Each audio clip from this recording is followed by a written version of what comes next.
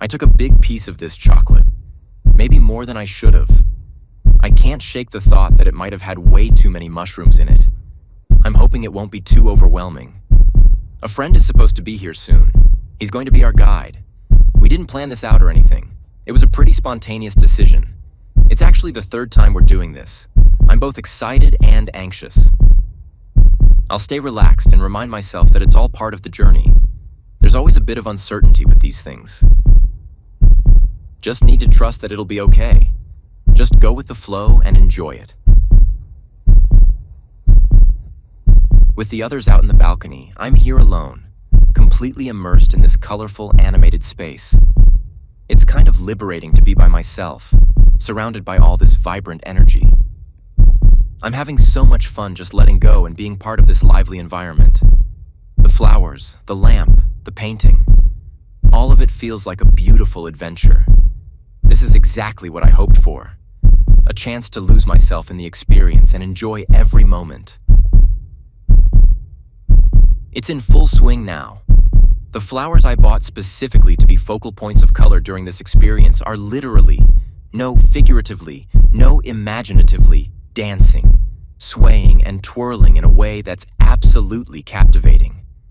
The vibrant colors and movement make it feel like I'm part of a lively dance party with them. The flower lamp with the orange lights is especially mesmerizing. The warm glow it casts creates a magical atmosphere, and the way it highlights the colors around the room is simply beautiful. It's okay. A painting is taking on a new life. The shadows play across it in a way that's hypnotic, almost like it's moving and shifting with the light. The living room is starting to feel like it's going a bit crazy. The colors and shapes around me are swirling and shifting, making it feel like I'm floating in outer space. It's both exhilarating and disorienting. Occasionally, my partner comes in to check on me. We dance together, and it's a beautiful moment. She seems genuinely happy for me and my experience, but there's a hint of disappointment in her eyes. Her portion of chocolate didn't have as many mushrooms, and she's not experiencing the trip as intensely as I am. I can sense a bit of envy as she watches me. Then she goes back outside, and I'm alone again. The room's madness intensifies, and I start to feel overwhelmed. The walls seem to stretch and contract, and the couch beneath me feels like it's pulling me in. Eventually, I fall onto the couch, and it feels like I'm sinking into it, drowning in its cushions. The sensation is oddly soothing, yet suffocating. I'm engulfed by the couch, and the room continues its wild dance around me. Everything starts to go black. I close my eyes, and inside the darkness, colorful patterns begin to emerge, beautiful, swirling shapes that are mesmerizing and almost comforting. The line between reality and imagination blurs, and I'm left wondering if I'm still alive, or if this is some strange limbo. The feeling of being trapped and uncertain overwhelms me. It's both terrifying and disorienting, and I'm struggling to grasp what's real amidst the vibrant patterns and encroaching darkness.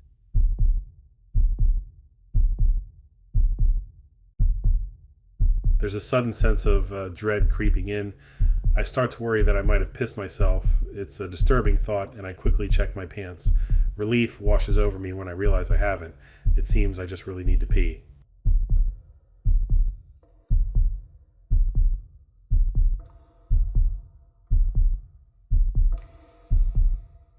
I make my way to the bathroom, and the change in environment is stark. The bright colors and movement of the living room are replaced by the cold clinical tiles and the harsh light of the overhead bulb. The contrast is jarring, and it adds to the growing sense of disorientation. Everything in here feels oddly magnified. The sound of dripping water, the texture of the tiles, the bathroom seems to close in around me, and I start to feel trapped. It's like the walls are inching closer and the space is shrinking. I feel like I've been wandering the great halls of the bathroom forever. The sense of time stretching on endlessly adds to the mounting anxiety. The room feels like it's closing in, and the oppressive atmosphere is hard to ignore. The fear of something going wrong is intensifying, and I'm struggling to stay grounded as the anxiety takes over.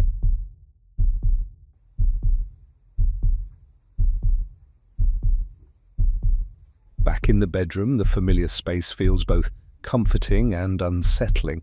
The room, once a sanctuary, now seems to hold a different kind of weight. The dim lighting casts long, eerie shadows that stretch and shift as if alive. The bed, once a place of rest, now feels like a vast expanse. The blankets and pillows are distorted, almost as if they're trying to swallow me whole. The sense of being engulfed is both soothing and terrifying. As I lie on the bed, a gnawing thought crosses my mind. Could I have died on the couch? Was it food poisoning, or was it drowning? What if this has always been my reality? Maybe nothing ever existed before this moment. The questions swirl in the dark space around me, adding to the existential dread. What if my dog, my cats, my boss, my job, my partner, my friends, my family, and everyone I've ever met or interacted with or even heard of were never real? Maybe they were just illusions, figments of a long-lost mind. Or maybe I'm God. Maybe I'm an AI and my entire existence is based on a prompt someone more real gave me. The thought is both terrifying and oddly freeing. If none of it was real, then what does that make of me? I feel like my mind has been ruptured from reality. The thoughts of whether I've been here forever or if this is all a delusion are overwhelming. The boundaries of existence are indistinguishable from the imagined. The final question lingers in the darkness. If everything I've known was just a mirage, what does that make of this moment? Has this always been the only reality I've ever known? The bed envelops me, and the darkness closes in, leaving me with the haunting thought that perhaps this is the only true reality, and everything else was just an illusion. But then, a cat's gentle purring, a partner's warm hug, the breeze of a moving fan managed to cut through the haze. These small, tender interactions with living beings offer a glimmer of hope. Maybe there's still a thread of truth to hold on to. Focus, focus, focus on them. Slowly, the chaotic swirl of the trip begins to dissolve. The shadows that once danced menacingly around me now start to recede. My surroundings start to solidify, and I begin to see things with a bit more clarity. My partner is sleeping peacefully beside me, her gentle breathing a soothing reminder of normalcy. The bed, once an endless abyss, now feels like a familiar place again. I'm slowly coming back to reality, and the comforting presence of another being beside me reinforces that sense of grounding.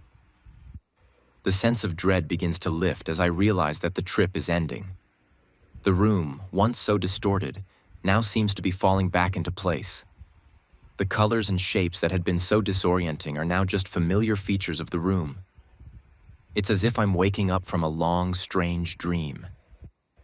I try to focus on the warmth of her presence and the reality of the room around me.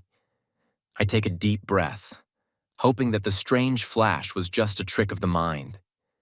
It's a strange, unsettling end to the journey, but for now, I have to believe that I'm back.